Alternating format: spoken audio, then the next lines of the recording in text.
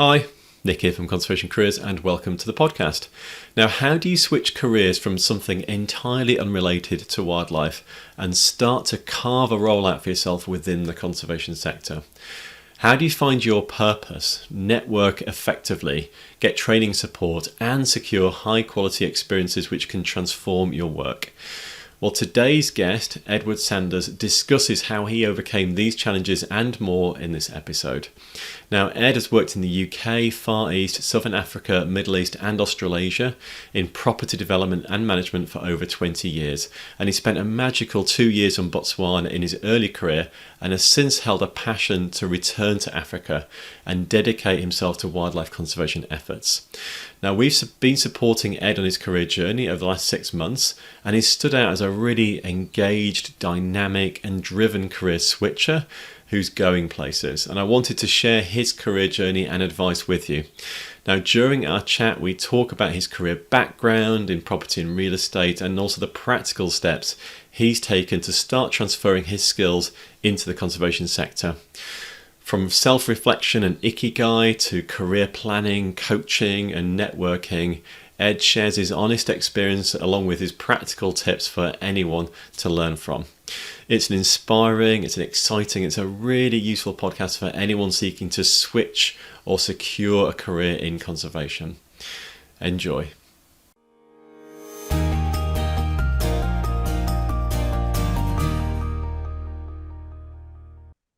Well, Ed, thanks for jumping on the podcast. We really appreciate it. It's great to kind of share your journey and for you to kind of share your time with us.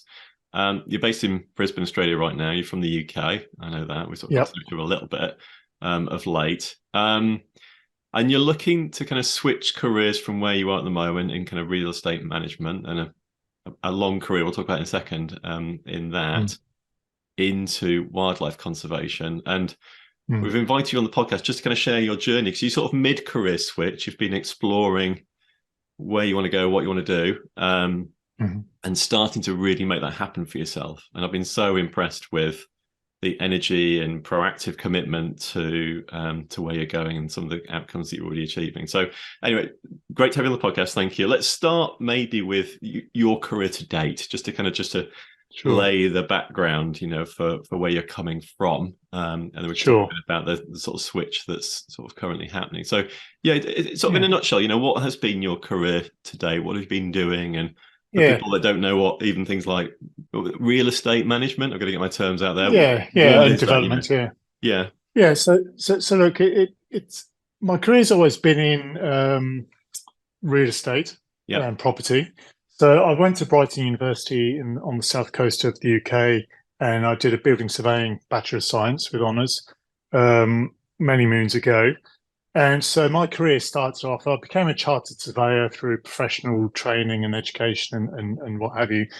But because I'd worked in the UK, so I graduated from Brighton Uni, because I'd worked in the UK and I always had a passion for travel and seeing and living in other cultures, I wanted to go to somewhere where I thought was going to change in my lifetime. So after graduation, I went straight over to Hong Kong, and that was before it was handed over, and did a lot of building surveying, building maintenance, project management in construction and refurbishment. But, I quite enjoyed it. It was good, the project work, and really enjoyed being in a foreign environment as well. And then, because it was an expatriate lifestyle with some major infrastructure works and stuff, you do get a lot of opportunities in your career, and if you do well, you get that escalation very quickly. And so I was working based in Hong Kong, but working regionally on the Asia Pacific, traveling, and doing contracts in Malaysia, the Philippines, Thailand, and as I say, it really treated me well. Working with Western companies like Jones Lang LaSalle and Savills, and then I'd been doing that for about 8 years, Nick, and I thought, as much as I'm enjoying it, if I don't, and I was my headspace, I was very corporate, very sort of professional background, if you like. And then after 8 years in Hong Kong, I thought, if as much as I'm enjoying it, if I don't leave now, then I think I'll stay here. And it just I like always to push myself out my comfort zone and explore new things.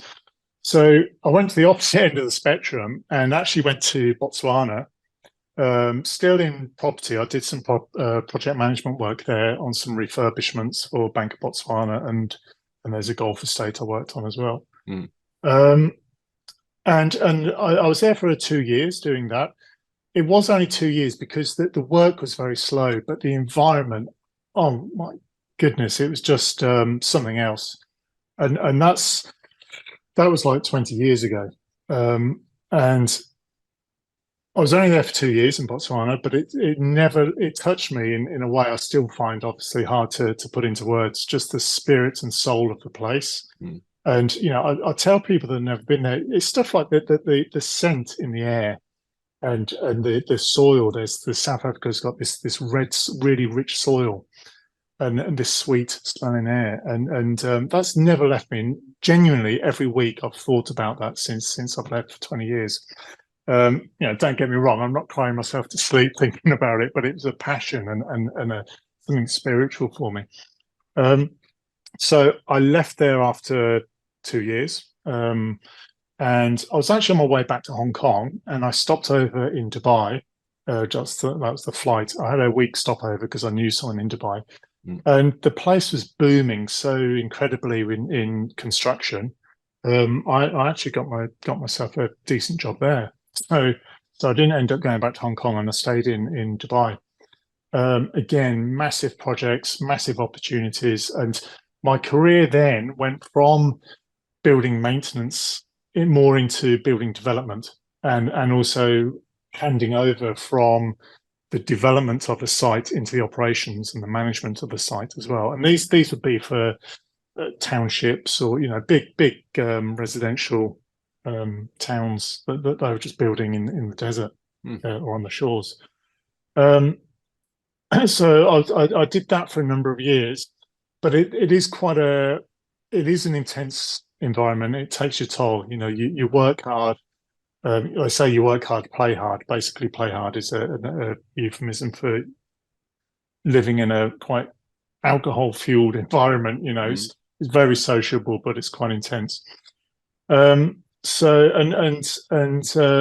my daughter was born in Dubai as well. So we thought we wanted her to have a nice environment to be brought up in. Her mum is from Brisbane, so I'm no longer together with her mum.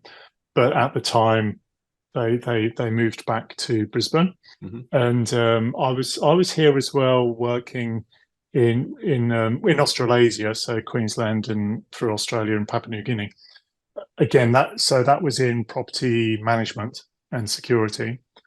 But then there was issues. It was around about the global financial crisis, I think. So it was an English company, a UK company, so they retrenched, and I ended up having to work again in Dubai to make ends meet. So that was a purely financial decision to do that. So I was working there for 3 months, and then I was working in Dubai for 1 month. So that was very tough on relationships and being with my daughter. But then over time, we adapted. So I've been in Australia now for, I reckon it's about 10 years now. And Olivia, my daughter, she's 18 recently. She's living her best life. She's at uni. Great, lovely group of friends. Enjoying. She's got part-time work, and she's a great person. She's really adapted well. Got a lot of grit. And for me, it was a case of, whilst I want to be there for her all the time, and we talked about this, it isn't enough for me to be in Australia just to see my daughter once a week or what have you when she's living her best life, which is great. And it's a real difficult thing to explain, because there's so many moving parts and dynamics. So intellectually, we understand it and we're great, but now as we'll talk about later, as it comes close to me leaving, emotionally, it's quite challenging. But we'll get through that, and that's all part of modern living. So with the career, yeah, starting as a surveyor, chartered surveyor, coming through directorships, CEO level, and what have you. As I say, my career has treated me really well, but it has been exhausting. And then my whole my values sort of changed quite a bit from that sort of very hard capitalist materialistic perspective into something that I wanted something more meaning. When did you first kind of recognize this change in values and this leaning into meaning and perhaps even wildlife conservation as the path you wanted to follow? Yeah. Well, first, wildlife conservation didn't immediately come through, but I definitely knew I needed a change of path.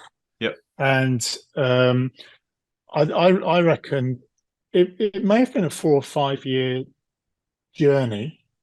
Initially, a bit of fumbling in the dark, and sort of signing up to the likes of Tony Robbins, and there's a couple of very good groups in Australia which I got to be part of, and just going through that whole mind space and emotional space process. So the first couple of years may have just been consciously becoming more aware of self and my environment, and then in the past 18 months, 2 years, realizing that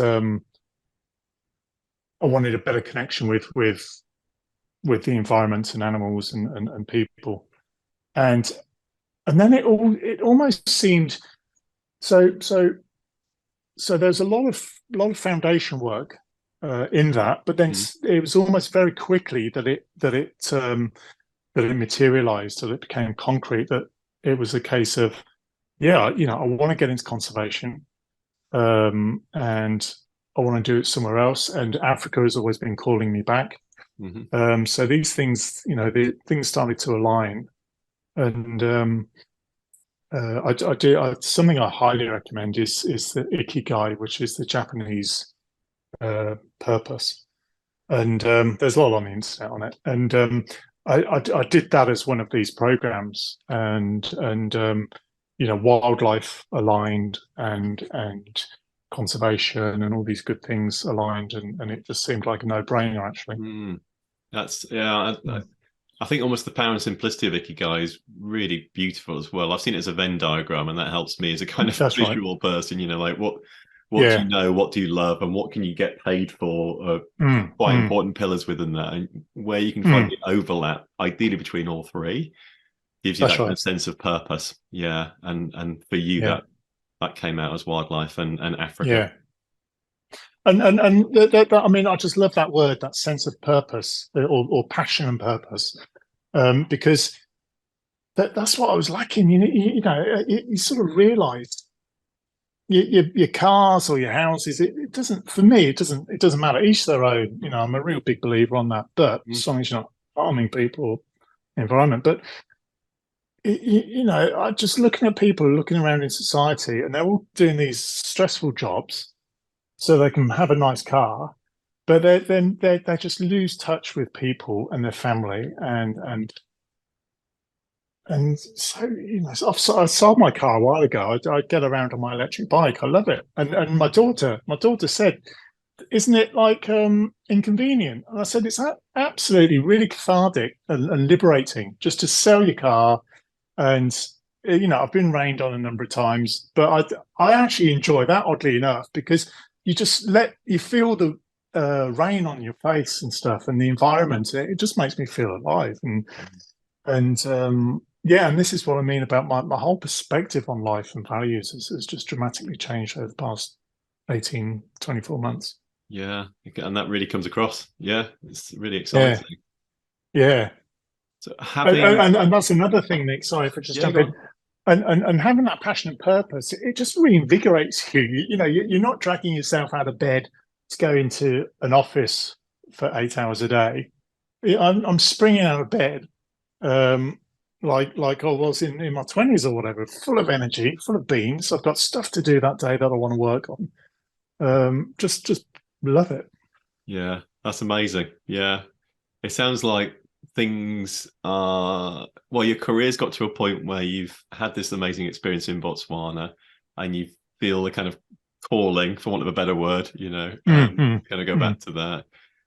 Personally, your life is in a place where you can actually be a little bit more free and explore and have a bit more time for yourself. And yeah. And so now you sort of looking to switch. You're on that journey into wildlife conservation, working towards kind of becoming a professional. As I said at the top, you've been really active. You've been really proactive within our community and conservation careers, and no doubt elsewhere as well. Like, once things are crystallized around that as your career direction, talk us through, like, some of the things or the steps or the process you've been through. Like, how would you describe it to someone? Because you're kind of a few steps along now, but what have you done? Yeah. So when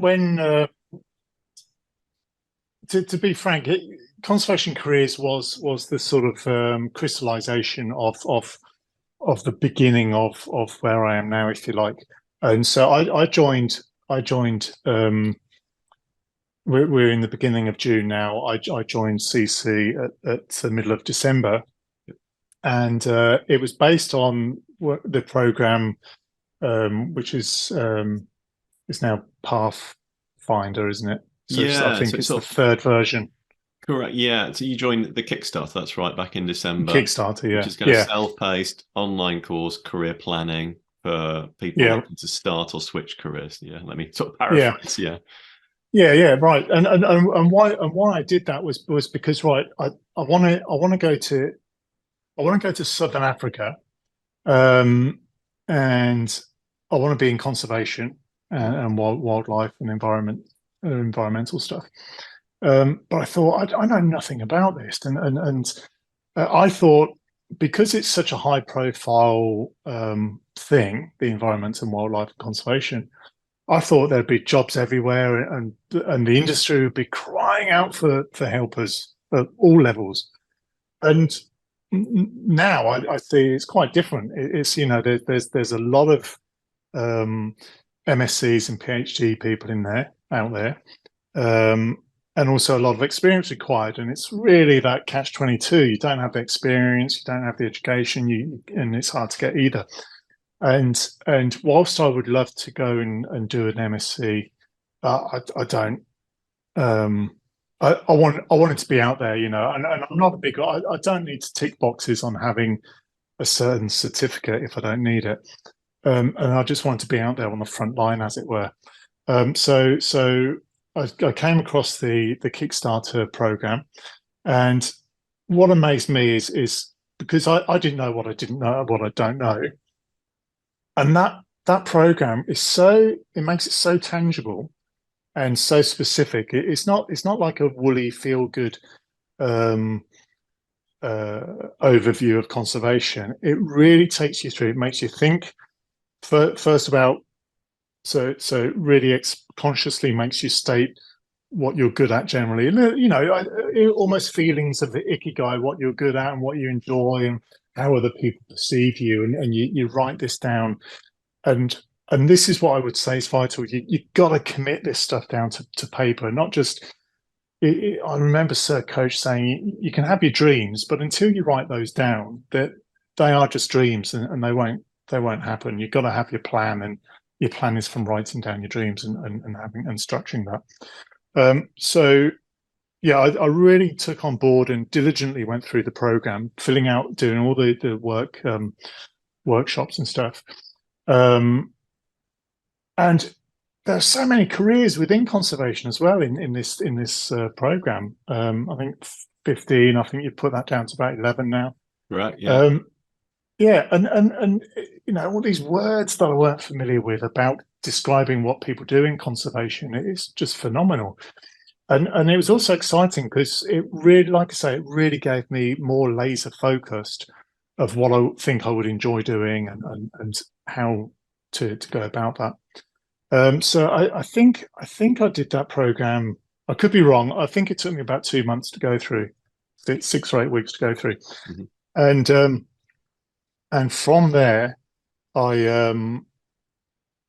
I just started networking like crazy as well. So both within your own community with the members there, and also stuff like LinkedIn. And what I've found, it's interesting as well. What I'll just say is people send me invitations on LinkedIn to connect, and it's just that button, so and so asks to connect.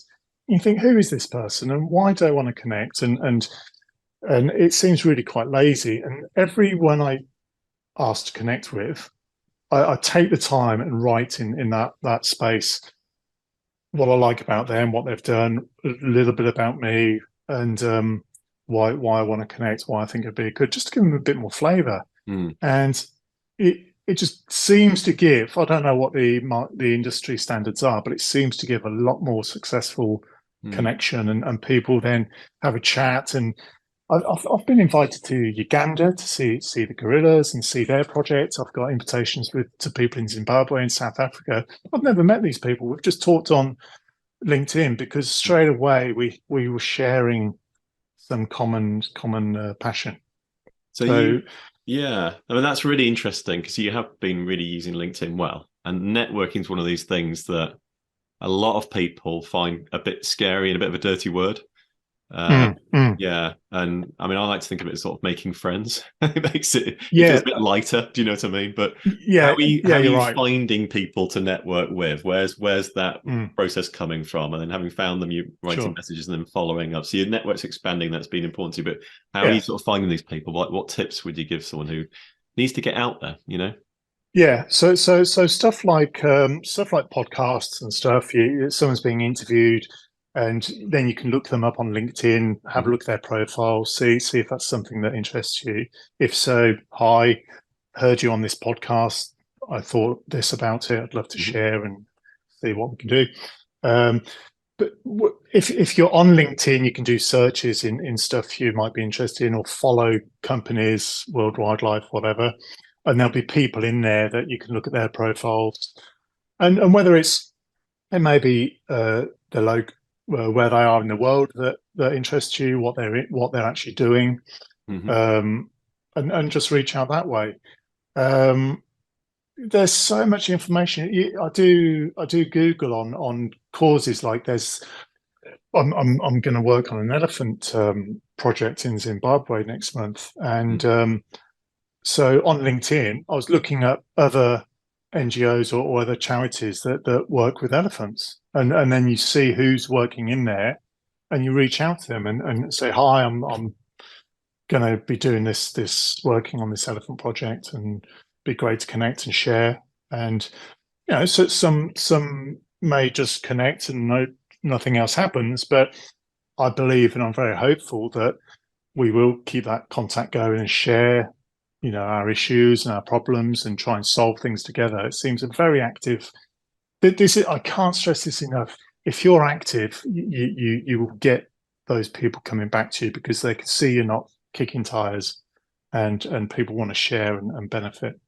Yeah, that's so important. Yeah, and you almost become sort of known to be this person doing this thing. And using the word influence is maybe a bit too strong, but that's kind of what's happening sort of organically as you start to kind of, grow your network, make the sorts of contacts in the areas that you're interested in, comment on their posts, follow them, get notifications, when they're kind of posting. And that's so important. And to be honest, so easy to do. But it is. You just need to understand the steps to take, and you're taking them really well. Yeah. And coming back to a point you mentioned earlier, Nick, about people feel anxious or what have you, putting themselves out there. If you go into a party to meet new friends, then you can be in a room full of strangers, and I get that can be quite anxious, and what do I say, and you see me. Somewhere like LinkedIn or whatever, you can be in your pajamas, you can be drinking your coffee or whatever. So there's no, you got to try and control that anxiety, and I channel any anxiety into excitement or momentum, and have a chat with them. If it doesn't, what's the worst? The worst thing is that they're not going to reply. The best thing is, as happened to me, is someone gave me a call, and eventually, after a number of conversations, what have you, I said, well, why don't we give it a go and come to Zimbabwe? Yeah. So let's talk about that then. So you're off to Zimbabwe in a few weeks' time? Like, how's that arisen? Who are you going to go and work with, or what's the plan? Yeah, so it was actually through Conservation Careers that I was already a member, and then the CEO of a project called Elephant Crew, or Ellie Crew, in Zimbabwe near Victoria Falls. He also joined, and he joined the communications course, which I also did. So I did the first career switcher program with you guys, and then because there's these other programs as well, which I had such a strong experience on the career switcher program. I thought there's so much value in these other programs. So I did the communication program as well, and we connected through the members within your portal. So this is Jake, isn't it? Jake Ellie Crew. Jake, exactly. His surname. Yeah. And so Jake sort of reached out to me, and we had one or two chats on direct message, and then we arranged a time to speak. I was as you said, in Brisbane, Australia. He was still in Zimbabwe. So we had a chat one Sunday night, my time. He explained a bit about the project, and I was telling him what I liked and what I wanted to do, and it was fair. It was informal and just sharing, chewing the fat almost. And that just got me fired up, and my neurons were just firing up with ideas and what have you. So I actually wrote to Jake after saying, I've had this thought and that thought and what have you, and we had another couple of conversations on WhatsApp and what have you. And so they are a charity, and like many of these charities have been hit hard by COVID. They launched a great. They're very big into education of local communities and schools, and the values the elephants bring, as well as how to mitigate elephants' sort of conflict with humans. So I had none of this experience, but what I do have, I have a very extensive skill set of corporate like communications and management and networking and what have you, and raising funds to, I've raised funds before to launch businesses. So and I, I'm not motivated by money in this new chapter of my life. So it seemed pretty clear that we had a great opportunity to swap skills. So I'm offering the skills of creating more leads on donations and building up that awareness internationally of what Ellie Crew do, using social media and the like. And then there's other projects and details as well, which I discussed with Jake, which I can get involved in. And then in return, they can teach me about conservation and elephant social structures and education with the local communities and stuff. So it's a real good symbiotic relationship, which I'm really excited about.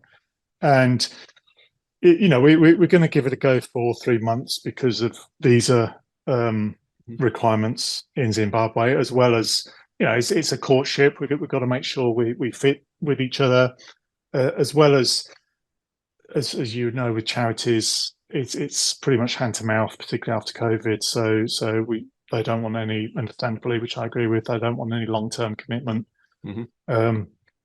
with me at this stage, unproven effectively.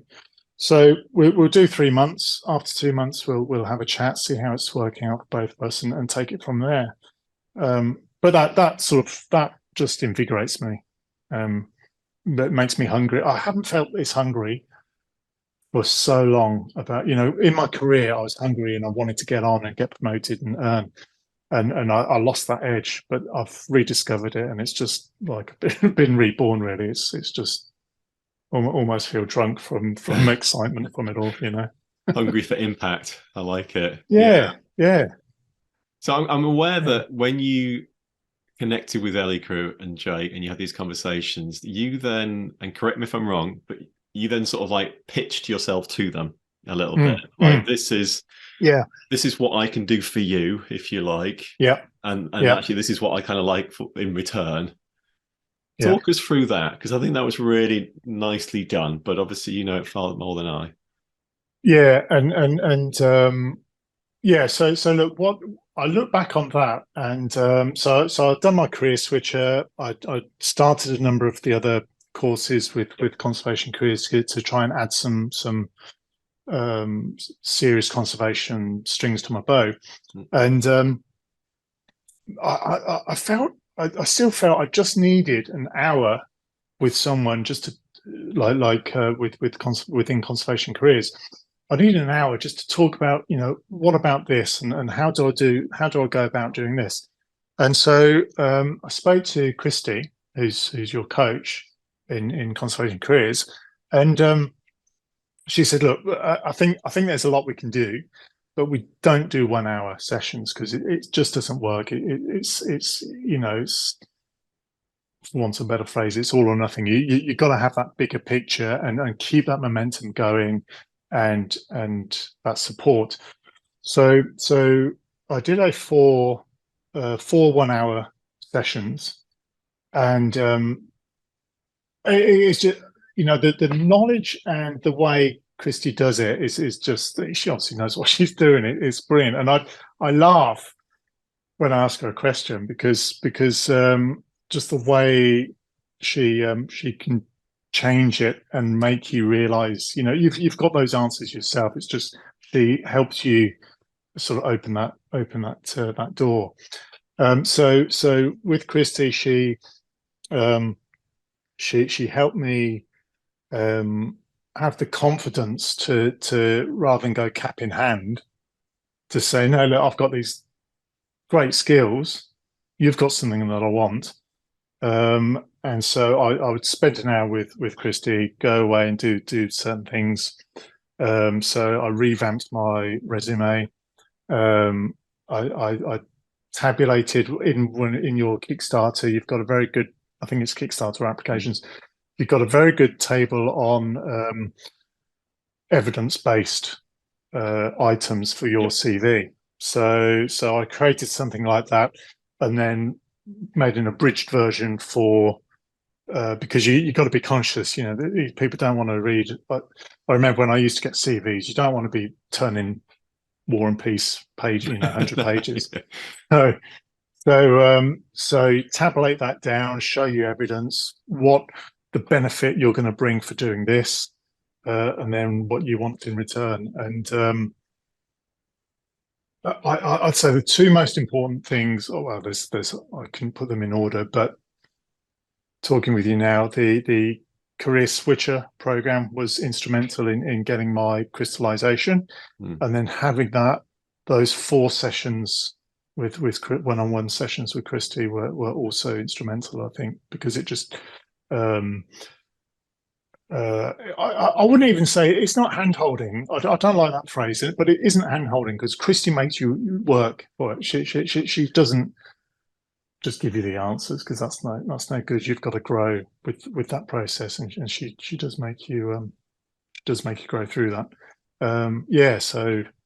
So I put together my letter, my resume, and a table of 3 pages of what I want to do for them, and then a page of what I would like from them as a table, And that's done the business. Yeah.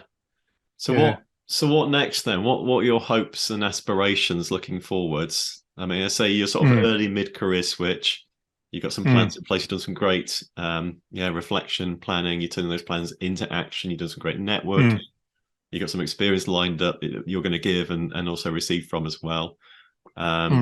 Looking down the track, let's say, I don't know, a year or 2 years from now, short, medium term, and you might not know, concrete at all the answer to this, but where do you hope this might lead? I'd like to. I don't know how long Ellie Crew's going to last. There's no reason why if it all pans out for everyone, I wouldn't still be there. I'll absolutely still be in Southern Africa, working with wildlife conservation and local community education and avoiding that wildlife human conflict. So yeah, absolutely there. I love Zimbabwe.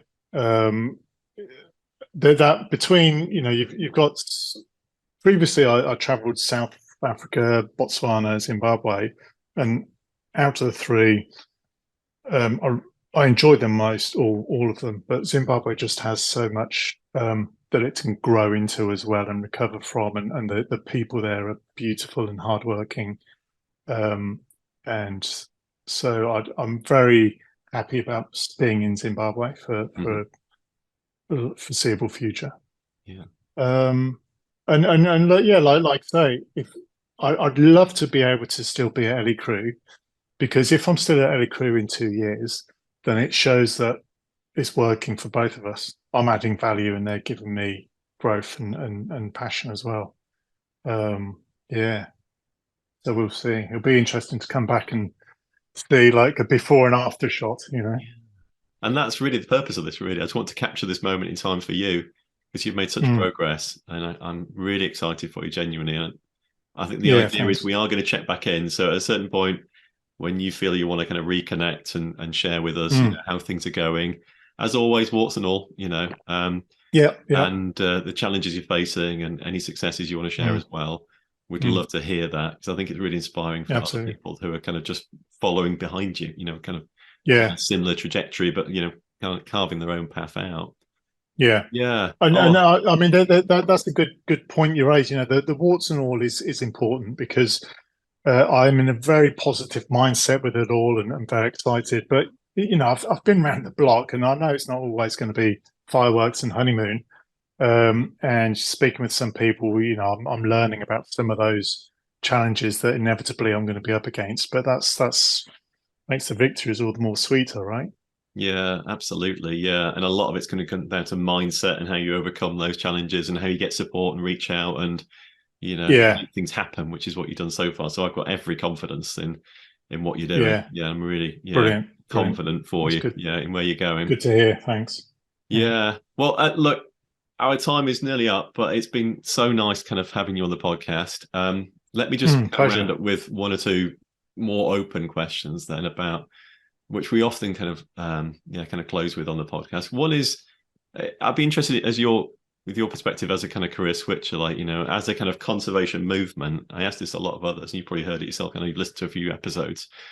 We are generally seeing biodiversity in huge decline across the planet. That's the reality of it. We stay positive. We're doing our best to turn that around. We often know what the solutions are.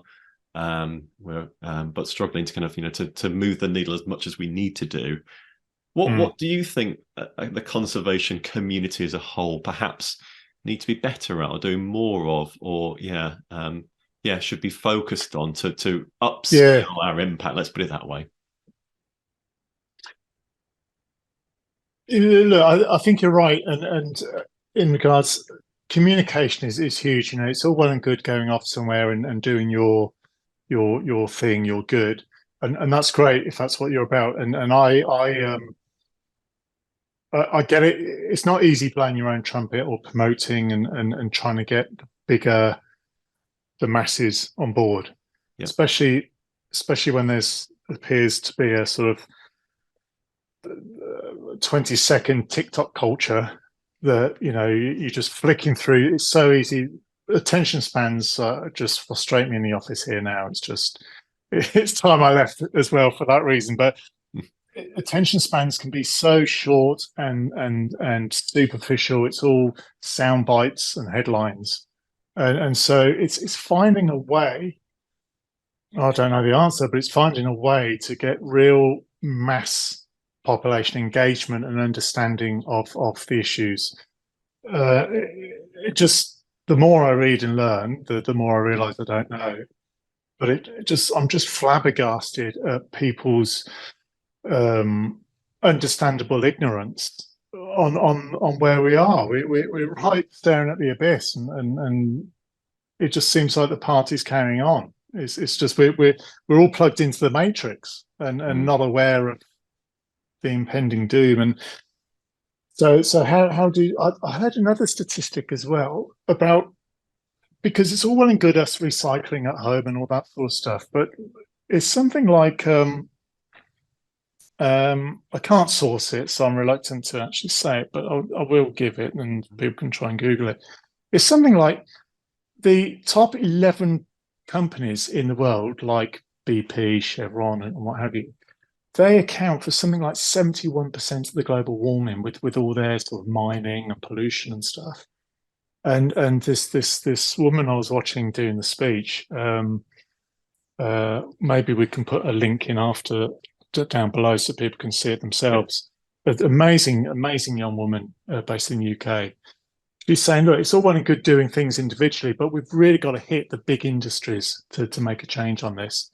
And they're not going to do it. They've got the governments in their back pockets. I can't believe COPE, whatever the COP 20, it was COP 26, was that the last one? There were more oil lobbyists invited and with passes than there were environmentalists and the decision makers. It's just because the oil's got the money. So yeah, it's the big industries we've got to hit, and I don't know the answer, Nick, but we've got to try and get them on board. And yeah, you can say if people boycott their products, then that may make them change their ways, and I guess it does in some regard. But also, people just want to, as I say, they seem like they want to go home, watch TV, have dinner, have a barbecue. She'll be all right, as they say in Australia. She's not going to be. And there's my last bit on that art response is there's an amazing 2-minute video narrated by Roberts. What's the lady's the actress?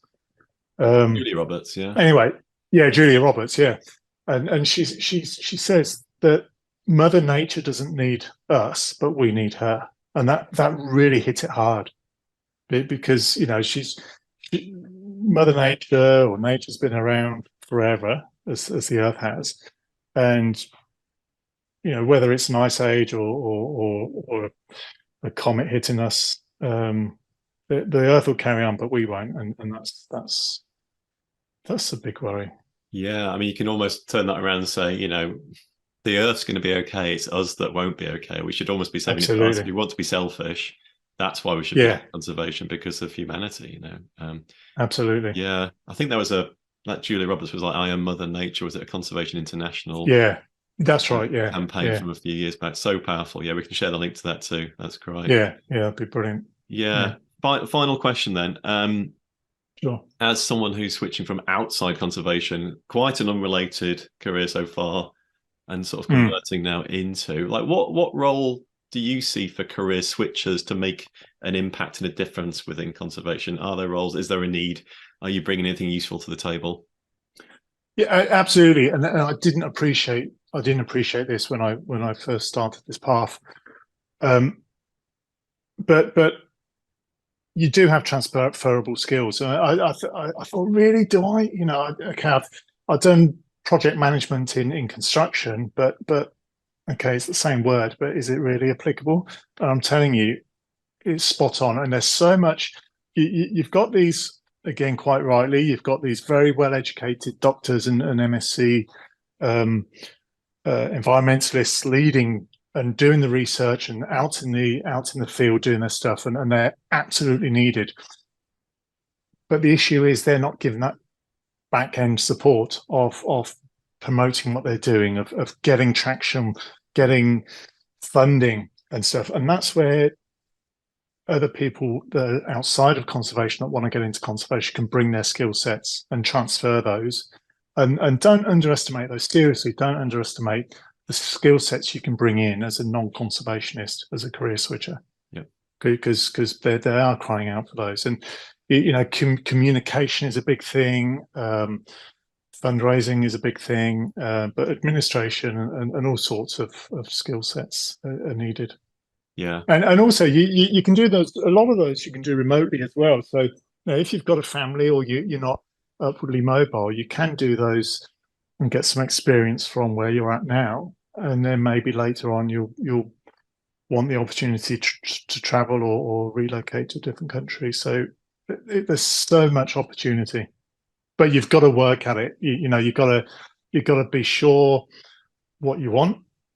You've got to work on what you want consciously, and then you've got to go and get it. That is great advice. Yeah. Yeah. Once again, I mean, thanks for jumping on the podcast, sharing all your tips, your experience. Super excited for where you're going and what you're doing, and you're really making it happen for yourself. Thanks. Yeah, and you're a great example for that. So I'm delighted to kind of be sharing, where you are right now, with the audience.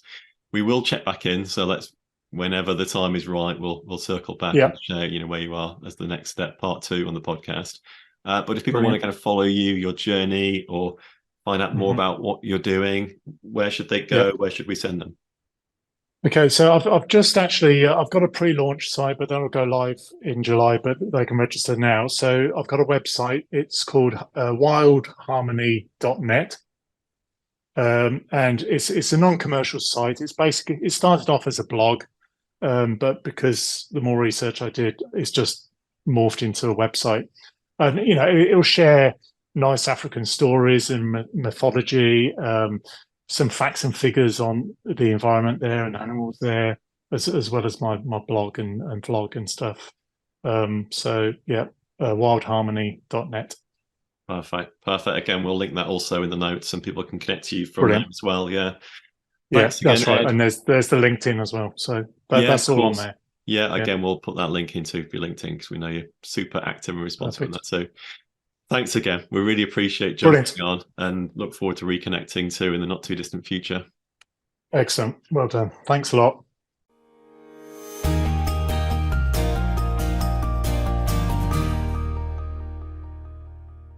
Okay.